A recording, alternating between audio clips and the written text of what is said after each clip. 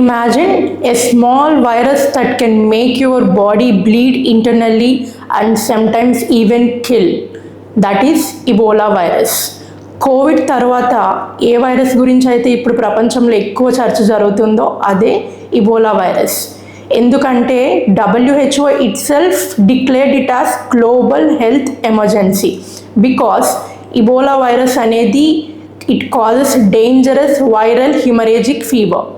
నేను మీ doctor Anusha, consultant pulmonologist, Pracheen global hospitals, Patancheru, Hyderabad. రీసెంట్గా ఆఫ్రికాలో Uganda and Democratic Republic of కాంగోలో 100+ డెత్స్ జరిగాయి అండ్ ఈవెన్ 500+ సస్పెక్టెడ్ కేసెస్ కూడా ఉన్నాయి. సో ఈ వైరస్ అనేది ఎలా స్ప్రెడ్ అవుతుంది? సో ఒక గుడ్ న్యూస్ ఏంటంటే ఇది కోవిడ్ వైరస్ లాగా ఎయిర్ బార్న్ డిసీజ్ కాదు. సో దగ్గు వల్ల డ్రాప్లెట్స్ వలన స్ప్రెడ్ అయ్యేది కాదు.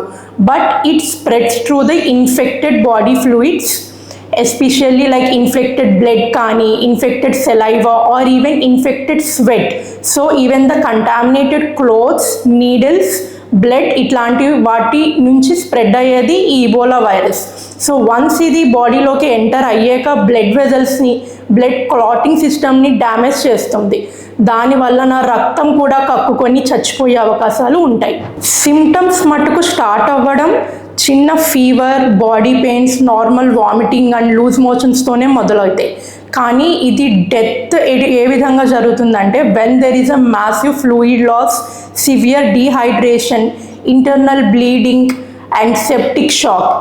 ఇలాంటి సిచ్యువేషన్స్ ఉంటే even death can happen. Current concern ఏంటి అని అంటే ఇప్పుడు ఈ ఇబోలా వైరస్కి మనకి వ్యాక్సిన్ అనేది లేదు. ఇదివరకు అవుట్బ్రేక్ ఏదైతే వచ్చిందో అది ఇబోలా వైరస్ జేర్ స్ట్రెయిన్ అనమాట. ఇప్పుడు ప్రెజెంట్ కలకలం రేపుతుంది Bundibugyo strain of the Ebola virus.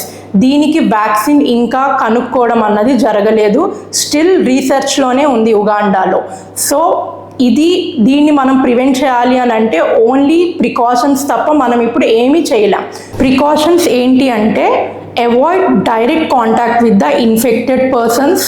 ఎవరన్నా ఇంటర్నేషనల్ నుంచి ట్రావెల్ చేసి వచ్చి వాళ్ళకి ఫీవర్ ఉంది అని అంటే వాళ్ళని అవాయిడ్ చేయండి.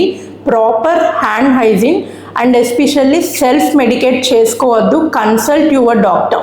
వైరస్ కంటే డేంజరస్ ఏంటో తెలుసా? మిస్ఇన్ఫర్మేషన్. సో అవేర్నెస్ ఉండాలి, ప్యానిక్ అవ్వకండి. Follow me for more trusted updates.